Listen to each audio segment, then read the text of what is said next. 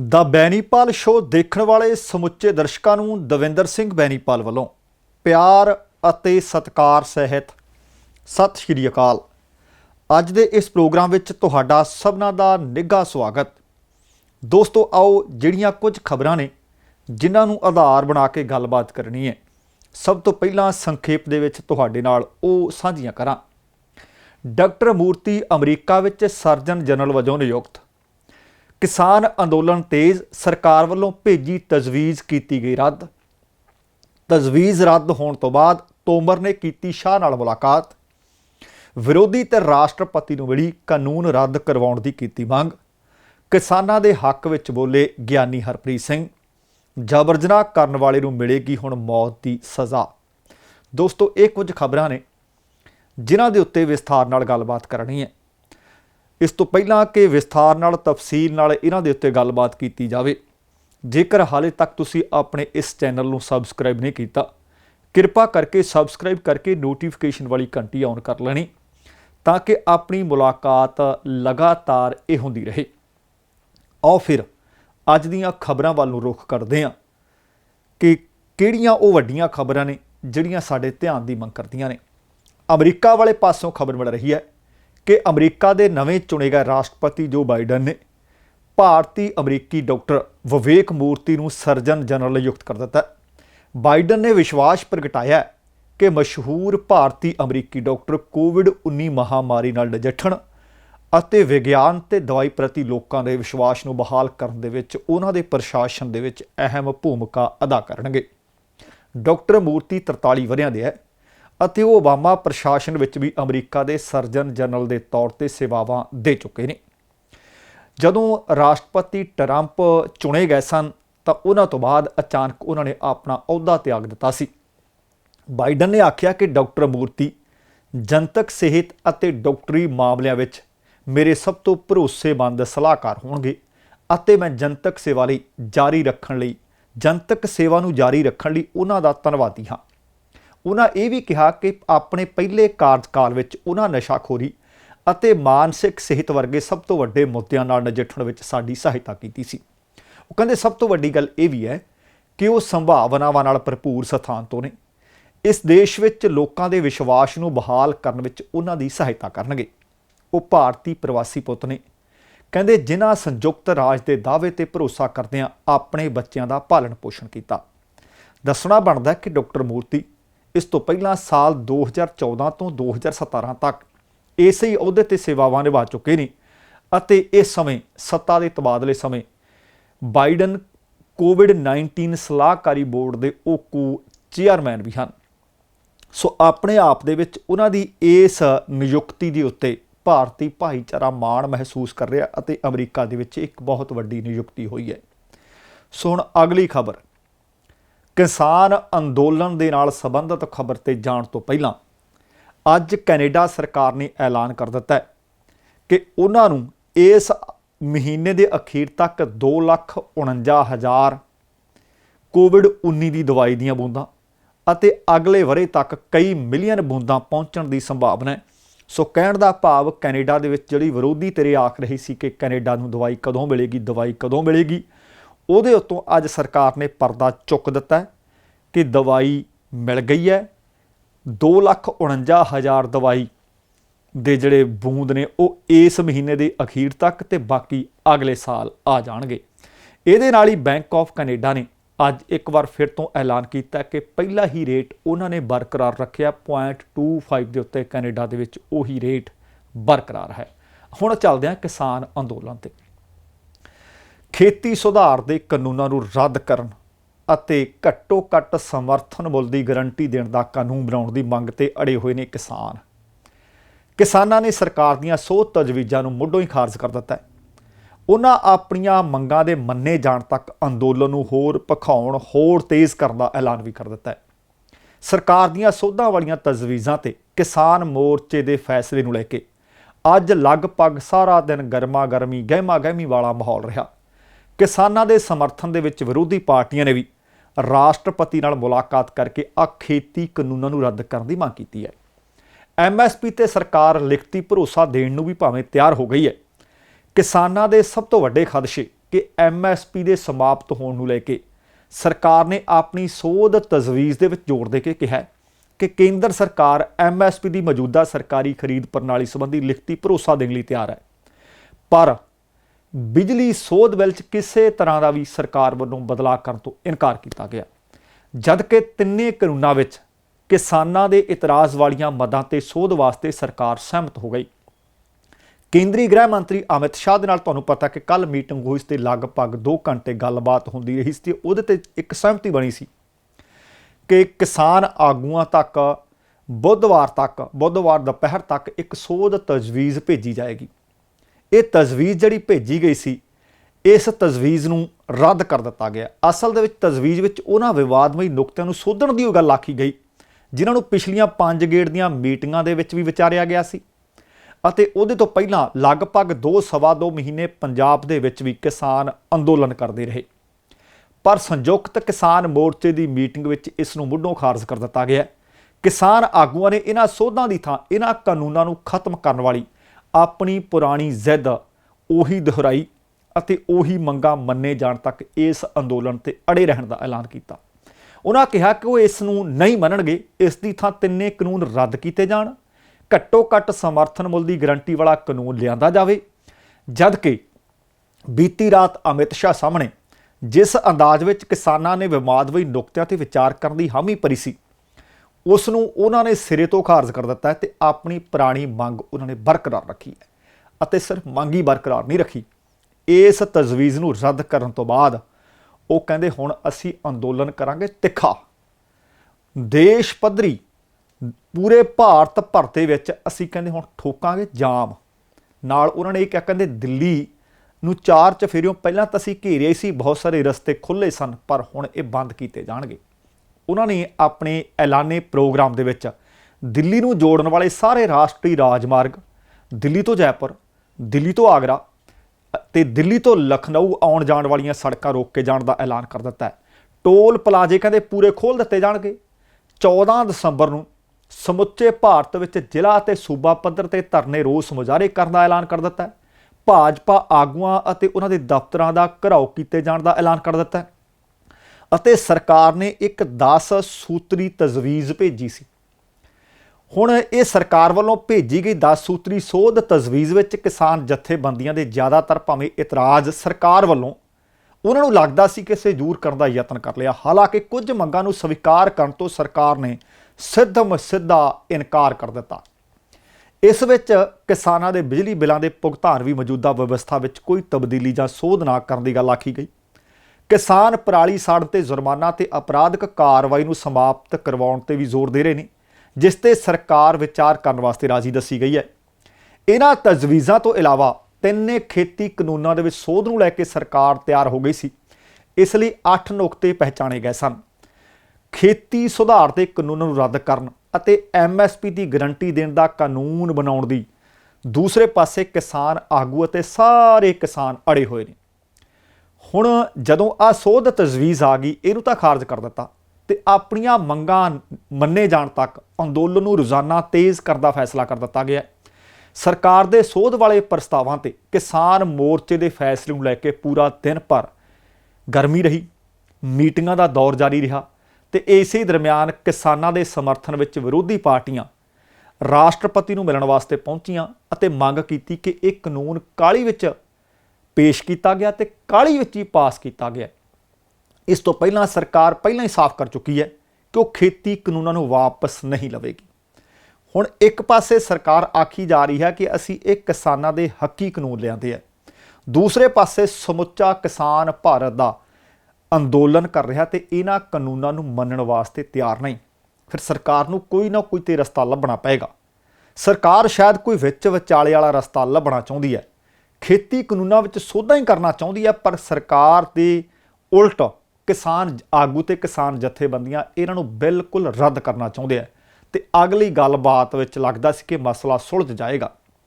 ਪਰ ਇਸ ਪ੍ਰਸਤਾਵ ਨੇ ਜਿਹੜਾ ਕਿਸਾਨਾਂ ਦੇ ਕੋਲ ਇੱਕ ਭੇਜਿਆ ਸੀ, ਜਦੋਂ ਉਹ ਰੱਦ ਕਰ ਦਿੱਤਾ ਤੇ ਹੁਣ ਅਗਲੀ ਗੱਲਬਾਤ ਵੀ ਹੁੰਦੀ ਨਜ਼ਰ ਨਹੀਂ ਆ ਰਹੀ, ਕਿਉਂਕਿ ਜਿਹੜੀ ਗੱਲ ਸਰਕਾਰ ਚਾਹੁੰਦੀ ਆ ਉਹ ਕਿਸਾਨ ਨਹੀਂ ਮੰਨ ਰਹੇ ਤੇ ਜਿਹੜੀਆਂ ਮੰਗਾਂ ਕਿਸਾਨਾਂ ਦੀਆਂ ਨੇ ਉਹ ਸਰਕਾਰ ਇਸ ਵਕਤ ਮੰਨ ਨਹੀਂ ਰਹੀ। ਹੁਣ ਲੱਗਦਾ है कि लड़ाई आर पार दी है, पेचा पै चुके है। किसान आगू ने अंदोलन तेज़ करने ਦੀਆਂ ਗੱਲਾਂ ਆਖੀਆਂ ਤੇ ਕਿਸਾਨਾਂ ਨੇ ਆਖਿਆ ਹੁਣ ਕਿ ਹੁਣ ਪੂਰੇ ਭਾਰਤ ਵਿੱਚ ਅੰਦੋਲਨ ਤੇਜ਼ ਕਰਨਾ ਹੈ। ਅਬਾਨੀ ਅਡਾਨੀ ਦੇ ਪ੍ਰੋਡਕਟਾਂ ਦਾ ਬਾਈਕਾਟ ਕੀਤਾ ਜਾਏਗਾ। ਉਹਨਾਂ ਕਿਹਾ ਕਿ ਭਾਰਤ ਭਰ ਦੇ ਭਾਜਪਾ ਨੇਤਾਵਾਂ ਦਾ ਘਿਰਾਓ ਕੀਤਾ ਜਾਏਗਾ। ਕਿਸਾਨ ਆਗੂਆਂ ਨੇ ਕਿਹਾ 12 ਦਸੰਬਰ ਨੂੰ ਦੇਸ਼ ਭਰ ਦੇ ਵਿੱਚ ਟੋਲ ਪਲਾਜ਼ੇ ਫ੍ਰੀ ਕਰ ਦਿੱਤੇ ਜਾਣਗੇ ਅਤੇ ਦਿੱਲੀ ਜੈਪੁਰ ਹਾਈਵੇ ਬੰਦ ਕਰ ਦਿੱਤਾ ਜਾਏਗਾ। ਕਿਸਾਨ ਆਗੂ ਨੇ ਬਲਵੀਰ ਸਿੰਘ ਰਾਜੇਵਾਲ ਸਾਹਿਬ ਨੇ ਕਿਹਾ ਕਿ ਸਰਕਾਰ ਨੂੰ ਇਸ ਦੀ ਕੀਮਤ ਹੁਣ ਚੁਕਾਉਣੀ ਪਊਗੀ। ਉਹਨਾਂ ਕਿਹਾ ਕਿ ਸਰਕਾਰ ਕਾਰਪੋਰੇਟ ਘਰਾਣਿਆਂ ਦੇ ਦਬਾਅ ਹੇਠ ਹੈ। ਕਿਸਾਨਾਂ ਦਾ ਕਹਿਣਾ ਹੈ ਕਿ ਉਹ 14 ਦਸੰਬਰ ਨੂੰ ਦੇਸ਼ ਭਰ ਦੇ ਵਿੱਚ ਧਰਨੇ ਦੇਣਗੇ। ਕਿਸਾਨ ਜਥੇਬੰਦੀਆਂ ਨੇ ਕੇਂਦਰ ਸਰਕਾਰ ਦੇ ਵੱਲੋਂ ਭੇਜੇ ਪ੍ਰਸਤਾਵ ਨੂੰ ਖਾਰਜ ਕਰ ਦਿੱਤਾ ਹੈ। ਕਿਸਾਨ ਨੇਤਾਵਾਂ ਨੇ ਆਖਿਆ ਕਿ ਉਹ 12 ਦਸੰਬਰ ਨੂੰ ਲੈ ਕੇ ਦਿੱਲੀ ਜੈਪੁਰ ਹਾਈਵੇ ਤੇ ਦਿੱਲੀ ਆਗਰਾ ਹਾਈਵੇ ਨੂੰ ਜਾਮ ਕਰਨਗੇ। ਕਿਸਾਨ ਨੇਤਾਵਾਂ ਨੇ ਹੁਣ ਇਹ ਆਪਣਾ ਪ੍ਰੋਗਰਾਮ ਲੜੀਵਾਰ ਉਡੀਕ ਦਿੱਤਾ ਕਿ 12 ਦਸੰਬਰ ਨੂੰ ਕੀ ਕਰਨਾ ਹੈ, 13 ਨੂੰ ਕੀ ਕਰਨਾ ਹੈ, 14 ਨੂੰ ਕੀ ਕਰਨਾ ਹੈ। ਹੁਣ ਇੱਕ ਪਾਸੇ ਸਰਕਾਰ ਤੇ ਇੱਕ ਪਾਸੇ ਕਿਸਾਨ ਆਗੂ ਨੇ ਆ ਪ੍ਰਸਤਾਵ ਨੂੰ ਰੱਦ ਕਰਨ ਤੋਂ ਬਾਅਦ ਭਾਵੇਂ ਦਿਨ ਸੀ ਤੇ ਭਾਵੇਂ ਚੱਲ ਰਹੀ ਹੈ ਰਾਤ, ਇਸ ਵਕਤ ਵੀ ਕਿਸਾਨ ਆਗੂ ਸਿਰ ਜੋੜ ਕੇ ਮੀਟਿੰਗਾਂ ਕਰ ਰਹੇ ਨੇ ਕਿ ਕੀ ਕੀਤਾ ਜਾਵੇ। ਹੁਣ 14 ਦਿਨ ਹੋ ਗਏ ਆ ਕਿਸਾਨ ਆਗੂਆਂ ਨੂੰ ਇਸ ਬਾਰਡਰ ਤੇ ਬੈਠੇ ਨੂੰ, ਤੋਂ 2 ਮਹੀਨੇ ਪਹਿਲਾਂ ਉਹ ਆਪੋ ਆਪਣੇ ਸੂਬਿਆਂ 'ਚ ਬੈਠੇ ਰਹੇ ਆ। ਦਿੱਲੀ ਦੇ ਨਾਲ ਲੱਗਦੇ ਟਿਕਰੀ ਤੇ ਸਿੰਘੂ ਬਾਰਡਰ ਤੇ ਬੈਠੇ ਆ, यूपी गेट ਤੇ चिला ਬਾਰਡਰ ਤੇ ਬੈਠੇ ਆ ਤੇ ਕਈਆਂ ਹੋਰਨਾਂ ਥਾਵਾਂ ਦੇ ਉੱਤੇ ਜਿੱਥੇ ਕਿਸਾਨ ਬੈਠੇ ਆ ਤੇ ਬਾਰਡਰ ਮੁਕੰਮਲ ਹੁਣ ਉਹ ਸੀਲ ਕਰ ਦਿੱਤੇ ਗਏ ਆ, ਜਿਹਦੇ ਨਾਲ ਆਮ ਲੋਕਾਂ ਦੀਆਂ ਮੁਸ਼ਕਲਾਂ ਵਧਣਗੀਆਂ। ਦਿੱਲੀ ਪੁਲਿਸ ਨੇ ਭਾਵੇਂ ਕੁਝ ਬਦਲਵੇਂ ਰਸਤੇ ਤੇ ਰਸਤਿਆਂ ਦਾ ਇੰਤਜ਼ਾਮ ਕੀਤਾ ਸੀ, ਪਰ ਫਿਰ ਵੀ ਲੋਕਾਂ ਨੂੰ ਟ੍ਰੈਫਿਕ ਜਾਮਾਂ ਦਾ ਸਾਹਮਣਾ ਕਰਨਾ ਪੈ ਰਿਹਾ ਹੈ ਅਤੇ ਕੇਂਦਰ ਸਰਕਾਰ ਨੇ ਅੱਜ ਇਹਨਾਂ ਕਾਨੂੰਨਾਂ ਦੇ ਵਿੱਚ ਬਦਲਾਅ ਦਾ ਪ੍ਰਸਤਾਵ ਤਾਂ ਭੇਜਿਆ ਸੀ, ਪਰ ਹੁਣ ਇਹ ਪ੍ਰਸਤਾਵ ਰੱਦ ਹੋਣ ਦੇ ਕਾਰਨ ਕਿਸਾਨ ਆਗੂਆਂ ਨੇ ਜਿੱਥੇ ਫੈਸਲਾ ਕੀਤਾ ਕਿ ਅਸੀਂ ਸੰਘਰਸ਼ ਤਿੱਖਾ ਕਰਾਂਗੇ, ਉਹਦੇ ਨਾਲ ਨਾਲ ਹੁਣ ਇੱਕ ਚੀਜ਼ ਸਾਨੂੰ ਸਾਰਿਆਂ ਨੂੰ ਮੰਨ ਕੇ ਚੱਲਣੀ ਪੈਣੀ ਹੈ ਕਿ ਉਧਰ ਭਾਰਤੀ ਜਨਤਾ ਪਾਰਟੀ ਵੀ ਹੁਣ ਬੜੀ ਜਲਦ ਇੱਕ ਪ੍ਰੈਸ ਕਾਨਫਰੰਸ ਕਰਨ ਵਾਲੀ ਹੈ ਤੇ ਹੁਣ ਵੇਲਾ ਉਹ ਆ ਗਿਆ ਜਦੋਂ ਇਕੱਲਾ ਕਦਮ ਫੂਕ ਕੇ ਪੁੱਟਿਆ ਜਾਣਾ ਚਾਹੀਦਾ। ਕੁਝ ਹੋ ਸਕਦਾ ਹੈ ਸਰਕਾਰੀ ਬੰਦੇ ਇਸ ਅੰਦੋਲਨ ਨੂੰ ਤਾਰ ਪੀੜੋ ਕਰਨ ਦੇ ਵਾਸਤੇ ਕਿਸੇ ਵੀ ਘਟੀਆ ਹੱਦ ਤੱਕ ਜਾਣ। ਹੁਣ ਜ਼ਰੂਰਤ ਹੋਵੇਗੀ ਕਿ ਅਨੁਸ਼ਾਸਨ ਤੋਂ ਕੰਮ ਲਿਆ ਜਾਵੇ, ਤਹੱਮਲ ਤੋਂ ਕੰਮ ਲਿਆ ਜਾਵੇ, ਜਾਗਰੂਕ ਹੋਰ ਵਾਧੂ ਹੋਇਆ ਜਾਵੇ, ਰਾਤ ਵੇਲੇ ਠੀਕਰੀ ਪਹਿਰੇ ਹੋਰ ਵਧਾਏ ਜਾਣ ਤਾਂ ਜੋ ਕਿਸੇ ਵੀ ਵਿਰੋਧੀ ਚਾਲ ਨੂੰ ਇਸ ਮੋਰਚੇ ਵਿੱਚ ਪਹੁੰਚਣ ਦੀ ਆਗਿਆ ਤੱਕ ਨਾ ਹੋ ਸਕੇ।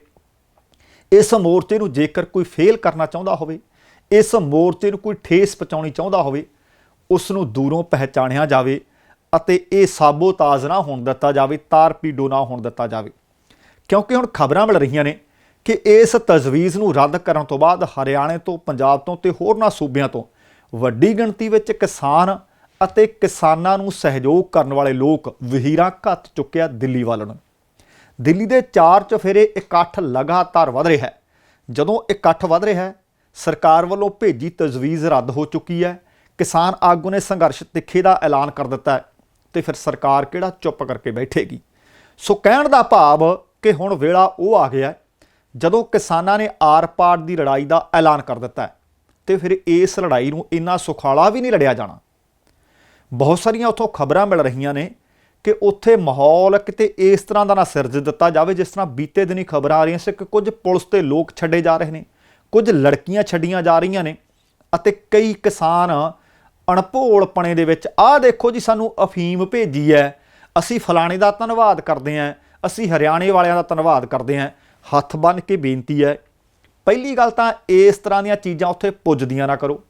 ਦੂਸਰੀ ਗੱਲ, ਜੇਕਰ ਕਿਸੇ ਨੇ ਪੁੱਜਦੀ ਕਰ ਦਿੱਤੀ ਹੈ ਤਾਂ ਇਸ ਤਰ੍ਹਾਂ ਦੇ ਵੀਡੀਓ ਬਣਾ ਕੇ ਟਿਕਟੌਕ ਜਾਂ ਹੋਰ ਸੋਸ਼ਲ ਮੀਡੀਆ ਤੇ ਚੜਾਉਣ ਦੀ ਕੋਸ਼ਿਸ਼ ਨਾ ਕਰੋ।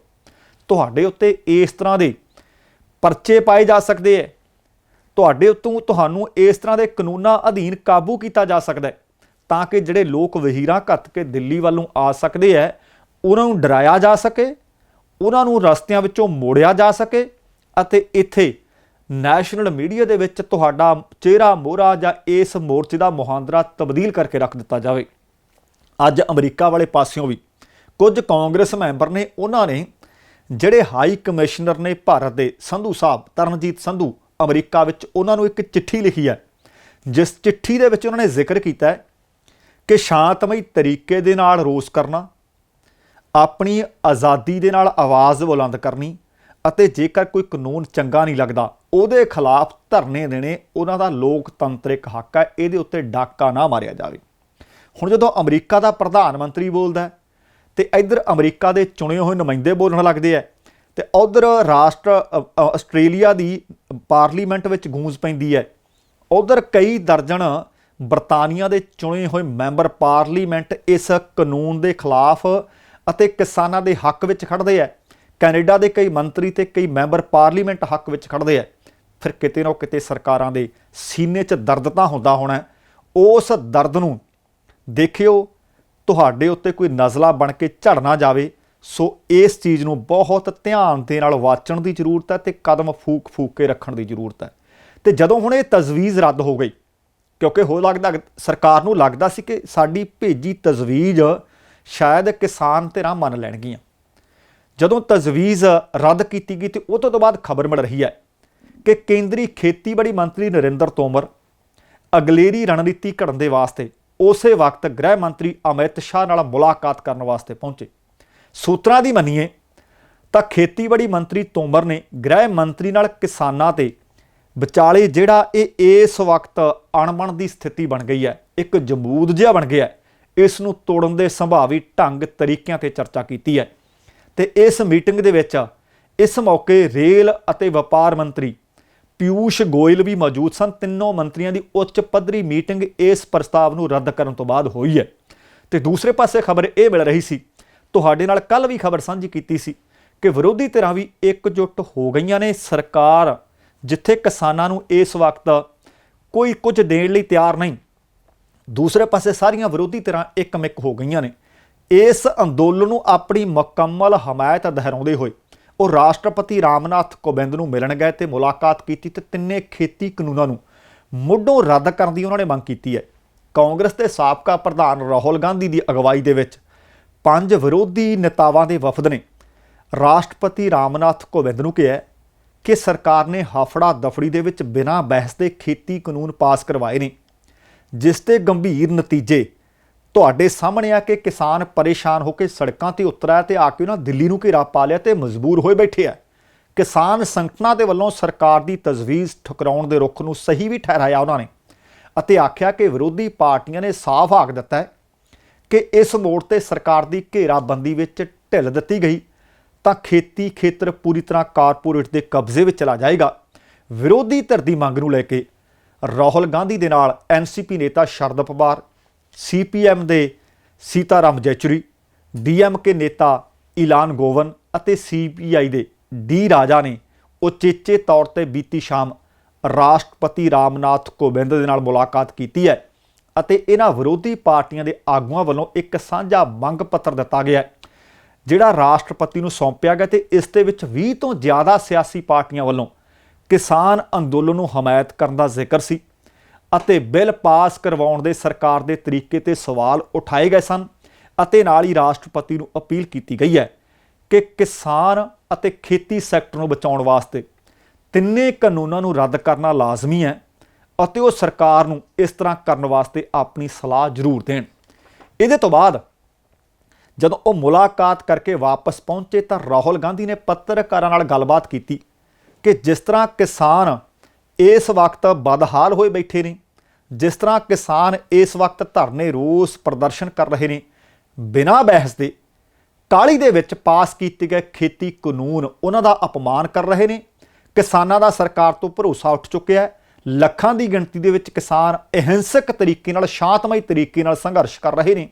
ਇਸ ਕਰਕੇ ਅਸੀਂ ਕਹਿੰਦੇ ਰਾਸ਼ਟਰਪਤੀ ਨੂੰ ਵੀ ਆ ਕੇ ਆਏ ਹਾਂ ਕਿ ਇਸ ਵਕਤ ਪੂਰੇ ਮੁਲਕ ਦੀ ਨੀਂਹ ਹੈ ਕਿਸਾਨ ਜੇ ਹੈ ਨਹੀਂ ਤਾਂ ਜਹਾਨ ਹੈ ਨਹੀਂ। ਇਸ ਕਰਕੇ ਇਹ ਜਿਹੜੇ ਪਾਸ ਕੀਤੇ ਗਏ ਕਾਨੂੰਨ ਨੇ ਇਹਨਾਂ ਨੂੰ ਰੱਦ ਕੀਤਾ ਜਾਵੇ। ਸੋ ਹੁਣ ਸਵਾਲ ਇਹ ਉੱਠਦਾ ਕਿ ਜੇਕਰ ਵਿਰੋਧੀ ਧਿਰਾਂ ਵੀ ਨਾਲ ਖੜੀਆਂ ਨੇ, ਜਿਨ੍ਹਾਂ ਦੇ ਕਾਨੂੰਨ ਬਣਾਇਆ ਗਿਆ ਉਹ ਇਸ ਦੀ ਵਿਰੋਧਤਾ ਕਰ ਰਹੇ ਨੇ, ਤਾਂ ਸਰਕਾਰ ਫਿਰ ਦੇਖ ਕੀ ਰਹੀ ਹੈ? ਸਰਕਾਰ ਵਿਚਾਰਾਂ ਕਿਉਂ ਕਰ ਰਹੀ ਹੈ? ਤੇ ਇੱਧਰ ਸ਼੍ਰੀ ਅਕਾਲ ਤਖਤ ਸਾਹਿਬ ਦੇ ਕਾਰਜਕਾਰੀ ਜਥੇਦਾਰ ਨੇ ਸਿੰਘ ਸਾਹਿਬ ਗਿਆਨੀ ਹਰਪ੍ਰੀਤ ਸਿੰਘ, ਉੱਧਰੋਂ ਖਬਰ ਮਿਲੀ ਹੈ, ਉਹਨਾਂ ਕਿਹਾ ਕਿ ਕੇਂਦਰ ਸਰਕਾਰ ਨੂੰ ਜਿੱਦ ਛੱਡਣੀ ਚਾਹੀਦੀ ਹੈ। ਕਿਸਾਨ ਵਿਰੋਧੀ ਕਾਨੂੰਨ ਜਿਹੜੇ ਬਣਾਏ ਗਏ ਨੇ ਉਹ ਰੱਦ ਕਰਨੇ ਚਾਹੀਦੇ ਹੈ। ਸ਼੍ਰੀ ਅਕਾਲ ਤਖਤ ਸਾਹਿਬ ਦੇ ਸਕੱਤਰੇਤ ਵਿਖੇ मीडिया नाल गलबात कर रहे सन। भाई साहब उन्होंने कहा कि ये कानून व्यापारियों ਅਤੇ कारपोरेट घराणिਆਂ ਦੇ हित ਵਿੱਚ बनाए गए ने। उन्होंने कहा कि केंद्र सरकार ਨੂੰ कानून बनाउण ਤੋਂ ਪਹਿਲਾਂ किसान धिरां ਖੇਤੀਬਾੜੀ ਮਾਹਿਰਾਂ ਦੇ ਨਾਲ ਵਿਚਾਰ ਕਰਨਾ ਚਾਹੀਦਾ ਸੀ ਅਤੇ ਲੋਕ ਸਭਾ ਤੇ ਰਾਜ ਸਭਾ ਦੇ ਵਿੱਚ ਇਹਨਾਂ ਕਾਨੂੰਨਾਂ ਨੂੰ ਪਾਸ ਕਰਨ ਤੋਂ ਪਹਿਲਾਂ ਬਹਿਸ ਹੋਣੀ ਚਾਹੀਦੀ ਸੀ। ਪੱਤਰਕਾਰਾਂ ਨਾਲ ਗੱਲਬਾਤ ਕਰਦੇ ਹੋਏ ਗਿਆਨੀ ਹਰਪ੍ਰੀਤ ਸਿੰਘ ਨੇ ਕਿਹਾ ਕਿ ਸਰਕਾਰ ਨੂੰ ਕਿਸਾਨਾਂ ਦੀ ਮੰਗ ਮੰਨ ਕੇ ਖੇਤੀ ਕਾਨੂੰਨ ਬਚਾਉਣ ਲਈ ਤੁਰੰਤ ਇਹ ਕਾਨੂੰਨ ਰੱਦ ਕਰਨੇ ਚਾਹੀਦੇ ਹੈ। ਉਹਨਾਂ ਕਿਹਾ ਤੇ ਕਿਸਾਨਾਂ ਨੂੰ ਵੀ ਅਪੀਲ ਕੀਤੀ ਕਿ ਉਹ ਜ਼ਾਬਤੇ ਵਿੱਚ ਰਹਿਣ, ਕਿਸਾਨ ਸ਼ਾਂਤੀ ਦੇ ਨਾਲ ਸੰਘਰਸ਼ ਜਾਰੀ ਰੱਖਣ ਤੇ ਦੂਸਰੇ ਪਾਸੇ ਉਹ ਅਦਾਕਾਰਾ ਕੰਗਣਾ ਰਣੌਤ ਦੇ ਵੱਲੋਂ ਕਿਸਾਨੀ ਸੰਘਰਸ਼ ਤੇ ਕੀਤੇ ਟਵੀਟ ਦੀ ਵੀ ਨਿੰਦਾ ਕਰਨੀ ਨਾ ਭੁੱਲੇ।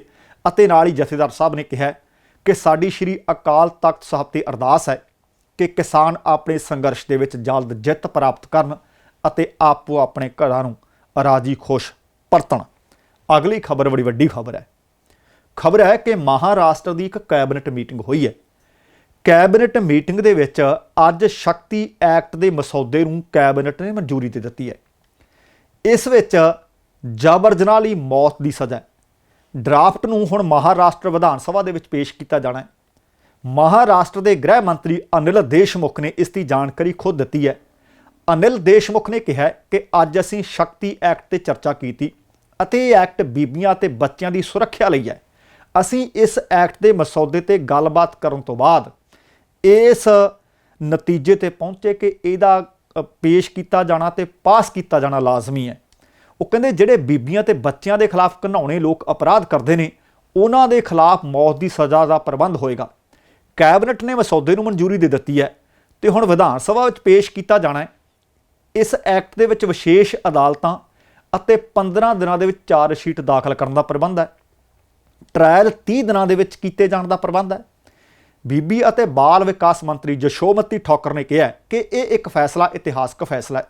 ਮਹਾਰਾਸ਼ਟਰ ਵਿਧਾਨ ਸਭਾ ਦਾ ਸਰਦਰੁੱਤ ਸੈਸ਼ਨ 14 ਦਸੰਬਰ ਤੋਂ ਸ਼ੁਰੂ ਹੋਏਗਾ ਜੋ 2 ਦਿਨ ਚੱਲੇਗਾ। ਸਦਨ ਤੋਂ ਮਨਜ਼ੂਰੀ ਮਿਲਣ ਤੋਂ ਬਾਅਦ ਇਸ ਨੂੰ ਕੇਂਦਰ ਸਰਕਾਰ ਕੋਲ ਭੇਜਿਆ ਜਾਣਾ ਹੈ ਅਤੇ ਪ੍ਰਸਤਾਵਿਤ ਕਾਨੂੰਨ ਦੇ ਤਹਿਤ ਪਲਾਸਟਿਕ ਸਰਜਰੀ ਅਤੇ ਚਿਹਰੇ ਦੇ ਪੁਨਰ ਨਿਰਮਾਣ ਲਈ ਐਸਿਡ ਅਟੈਕ ਪੀੜਤਾਂ ਨੂੰ 10 ਲੱਖ ਰੁਪਏ ਦੀ ਰਾਸ਼ੀ ਅਤੇ ਦੋਸ਼ੀ ਤੋਂ ਜੁਰਮਾਨਾ ਵਸੂਲਣਾ ਵੀ ਸ਼ਾਮਲ ਕੀਤਾ ਗਿਆ। ਹੁਣ ਮਹਾਰਾਸ਼ਟਰ ਸਰਕਾਰ ਨੇ ਭਾਵੇਂ ਕੈਬਨਿਟ ਵਿੱਚ ਇਸ ਨੂੰ ਮਨਜ਼ੂਰੀ ਦੇ ਦਿੱਤੀ ਹੈ, ਹੁਣ ਇਹ ਇੱਕ ਸੂਬੇ ਵਿੱਚ ਹੈ। ਹੋ ਸਕਦਾ ਜੇ ਉੱਥੋਂ ਦੇ ਇਹ ਵਿਧਾਨ ਸਭਾ ਸੈਸ਼ਨ ਦੇ ਵਿੱਚ ਇਹ ਪਾਸ ਹੋ ਜਾਂਦਾ ਹੈ ਤਾਂ ਆਉਣ ਵਾਲੇ ਦਿਨਾਂ ਦੇ ਵਿੱਚ ਕੁਝ ਇੱਕ ਹੋਰ ਸੂਬੇ ਵੀ ਇਸ ਤਰ੍ਹਾਂ ਦੇ ਕਾਨੂੰਨ ਪਾਸ ਕਰ ਸਕਦੇ ਹੈ। ਸੋ ਦੋਸਤੋ, ਇਹ ਸਨ ਅੱਜ ਦੀਆਂ ਕੁਝ ਇੱਕ ਖਬਰਾਂ। ਉਮੀਦ ਹੈ ਤੁਹਾਨੂੰ ਅੱਜ ਦਾ ਇਹ ਪ੍ਰੋਗਰਾਮ ਚੰਗਾ ਲੱਗਿਆ ਹੋਵੇਗਾ। ਸੋ ਜੇਕਰ ਜਾਣਕਾਰੀਆਂ ਪੁਖਤਾ ਲੱਗੀਆਂ ਨੇ, ਚੰਗੀਆਂ ਲੱਗੀਆਂ ਨੇ, ਲਾਈਕ ਵੀ ਕਰ ਦਿਓ, ਸ਼ੇਅਰ ਵੀ ਕਰ ਦਿਓ। ਤੇ ਜੇਕਰ ਹਾਲੇ ਤੱਕ ਤੁਸੀਂ ਆਪਣੇ ਇਸ ਚੈਨਲ ਨੂੰ ਸਬਸਕ੍ਰਾਈਬ ਨਹੀਂ ਕੀਤਾ, ਕਿਰਪਾ ਕਰਕੇ ਚੈਨਲ ਸਬਸਕ੍ਰਾਈਬ ਕਰ ਲੈਣਾ। ਨੋਟੀਫਿਕੇਸ਼ਨ ਵਾਲੀ ਘੰਟੀ ਵੀ ਜ਼ਰੂਰ ਨੱਪ ਲੈਣੀ। ਤੁਹਾਡੇ ਧੰਨਵਾਦੀ ਹੋਵਾਂਗੇ। ਹੁਣ ਜਾਣ ਤੋਂ ਪਹਿਲਾਂ ਕਹਾਂਗਾ, ਜ਼ਿੰਦਗੀ ਜਿੰਦਾਦਲੀ ਦਾ ਨਾਮ ਹੈ। ਦਵਿੰਦਰ ਸਿੰਘ ਬੈਨੀਪਾਲ ਨੂੰ ਆਗਿਆ ਦਿਓ। ਸਤਿ ਸ਼੍ਰੀ ਅਕਾਲ ਤੇ ਰੱਬ ਰਾਖਾ।